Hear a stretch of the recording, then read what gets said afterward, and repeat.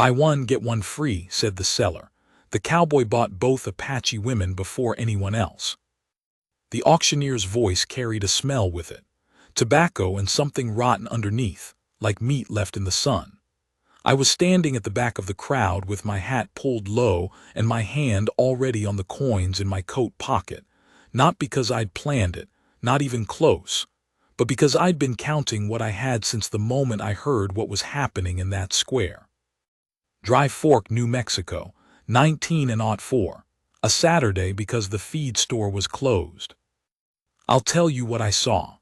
Two women on the back of a wagon, wrists bound with rope that looked like it had been used to drag fence posts before them. The older one, maybe 35 or 40, held her chin up. Straight and still, the way you hold still when moving would cost you something you can't afford. The younger one couldn't have been more than 19, had her eyes down but her hands were shaking. Not from fear, I thought, from fury. Apache, both of them. The older one wore what was left of a blanket across her shoulders.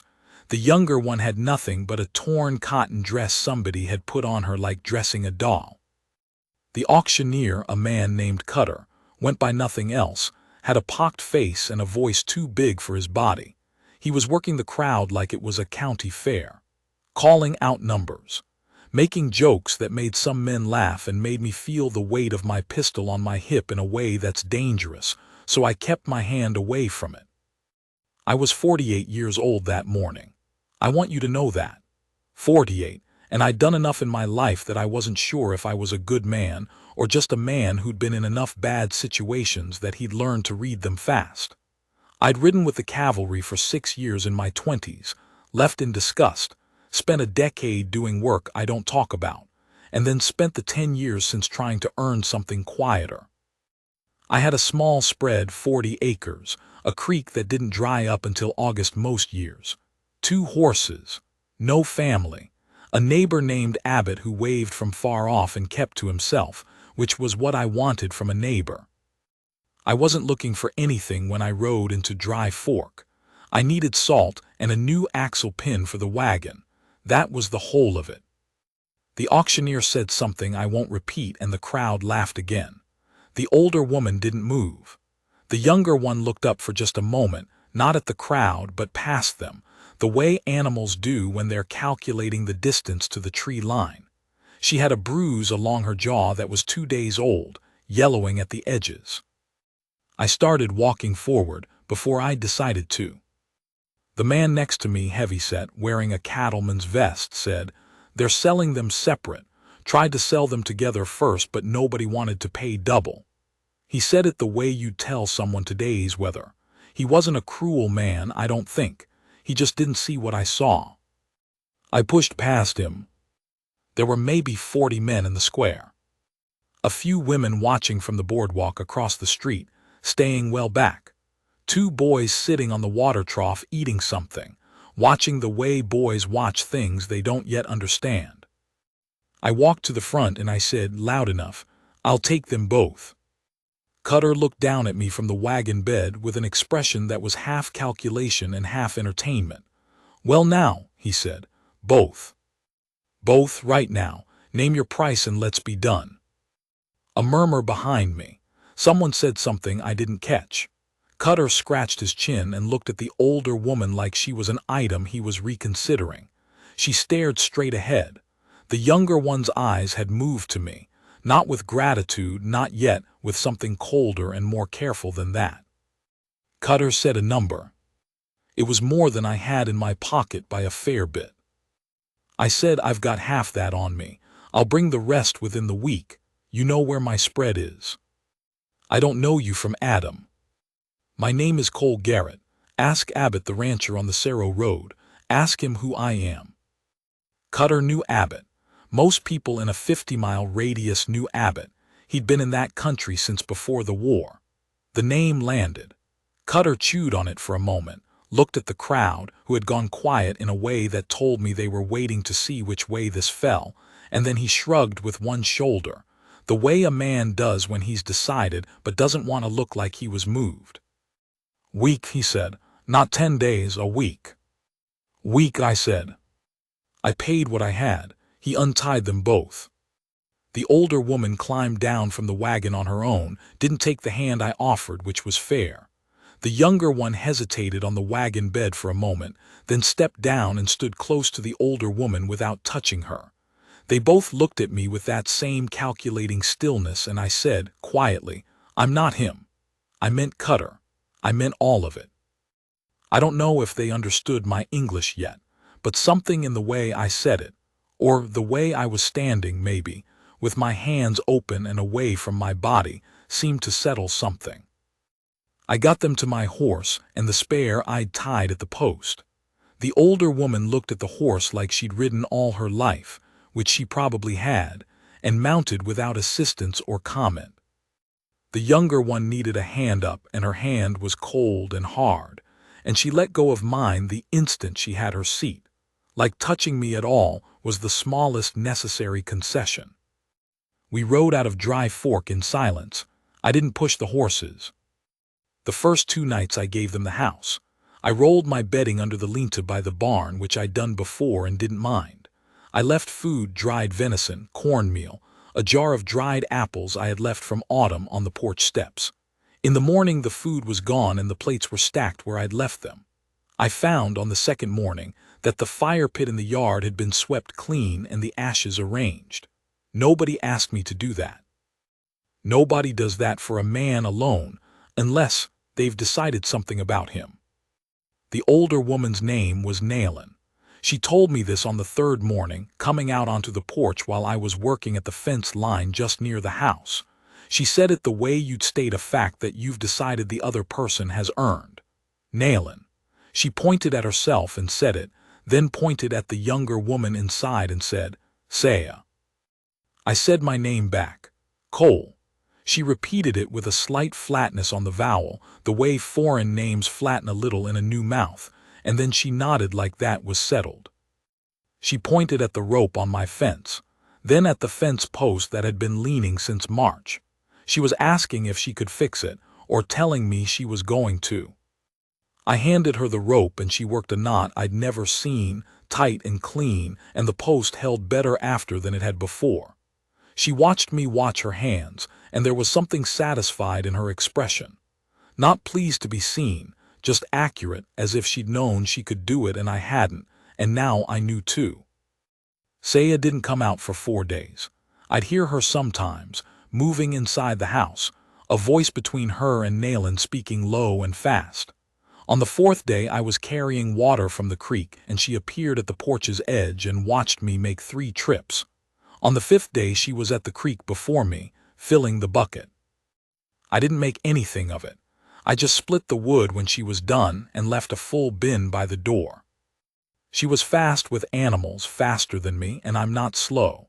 The 2 horses trusted her inside of a week. I had a lame mule I'd been trying to coax for 6 months. She had its foreleg in her hands on a Tuesday, and by Thursday it was walking clean.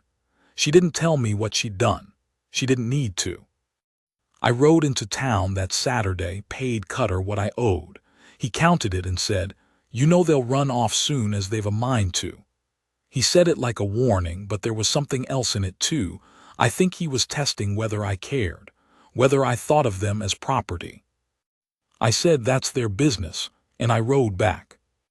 Here is what I didn't tell them, what I couldn't have explained in any language we shared in those early weeks. I'd been alone a long time.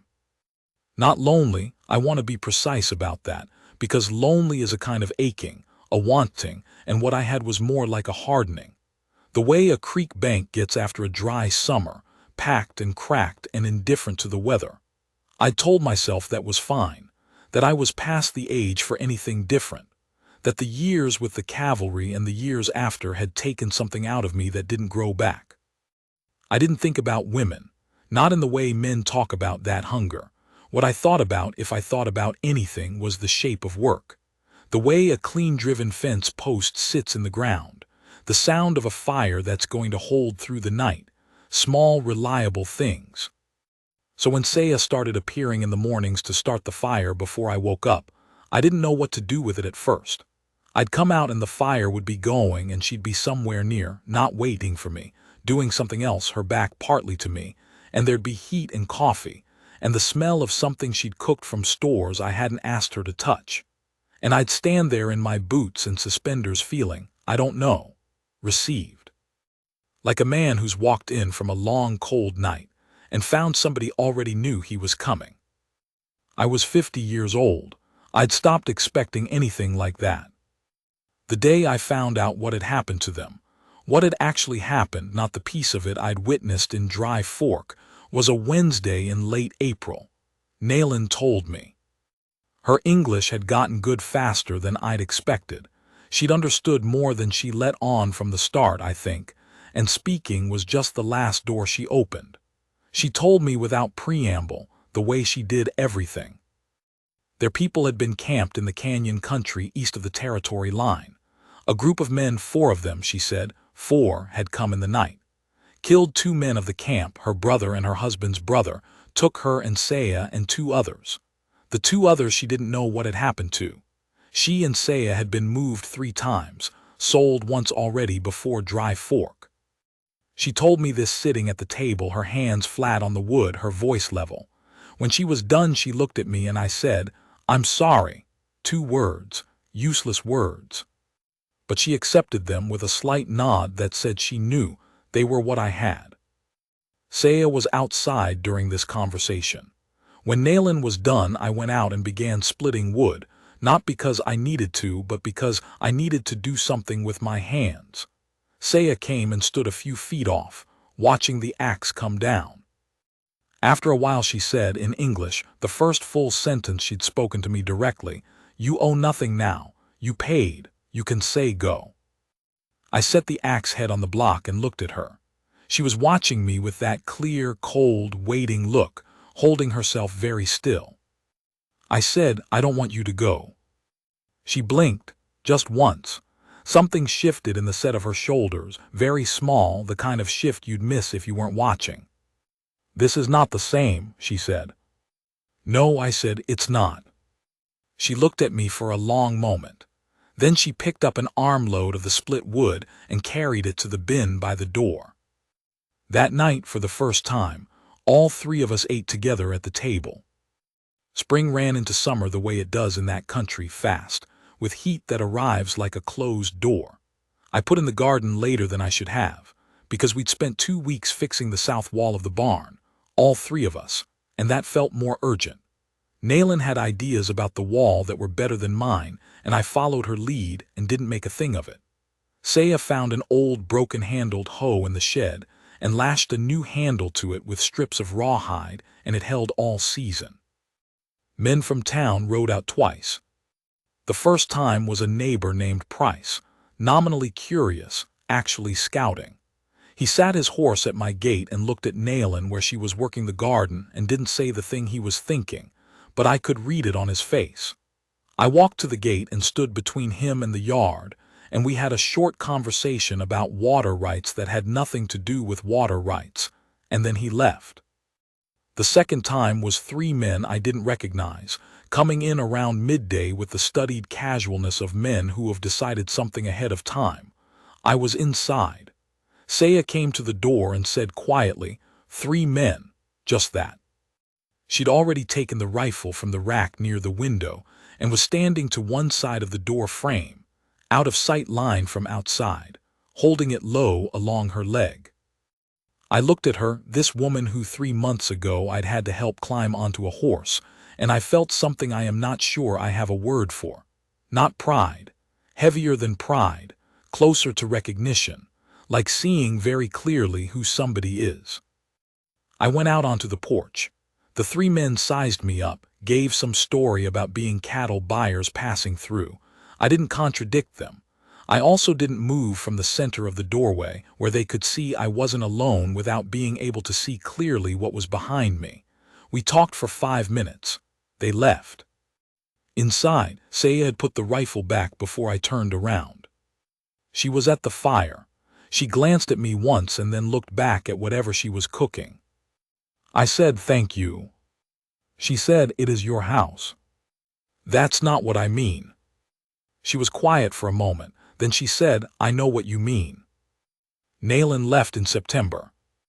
She told me 2 days before she went. She'd been in contact. I didn't ask how. The territory has its own systems, and she was better read in them than I was with people of her family in the eastern canyons. She wanted to go back. She said this to me and to Sayer at the same time, the three of us at the table, and I saw in the way she looked at Sayer that this had already been talked about between them. I asked if she needed anything for the journey. She said she needed the gray horse. I said it was hers. She said she would send it back when she could, and I said don't worry about it. And she looked at me with an expression that was as close to warmth as I'd seen from her and said, "You are a strange man, Cole Garrett." I didn't know if that was a good thing, but I decided to take it as one. The morning she left, Saya stood in the yard and watched until the gray horse was a gray dot and then nothing. She didn't move for a long time. I stood back and let her have it. After a while she turned and walked back to the house. As she passed me she stopped briefly and put her hand flat on my chest. Not a hug, not a gesture of grief. Something more deliberate than that. Like she was making sure I was solid.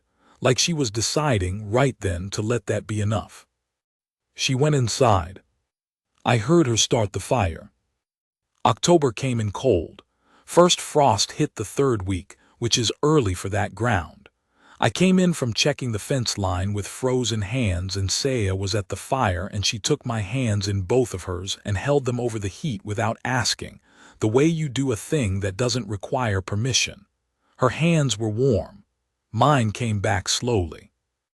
I sat down at the table and she put coffee in front of me and sat across from me, and for a while we didn't say anything, which had become its own kind of conversation between us. The fire was going well. Outside, the wind was picking up and the trees were making the sound they make in October, that dry rattling, like the country was shaking itself loose of something. She said, "Do you know the canyon east of here?" 2 days' ride. I said I did. The Red Canyon, I called it. She said, "My mother's people were there before we moved north.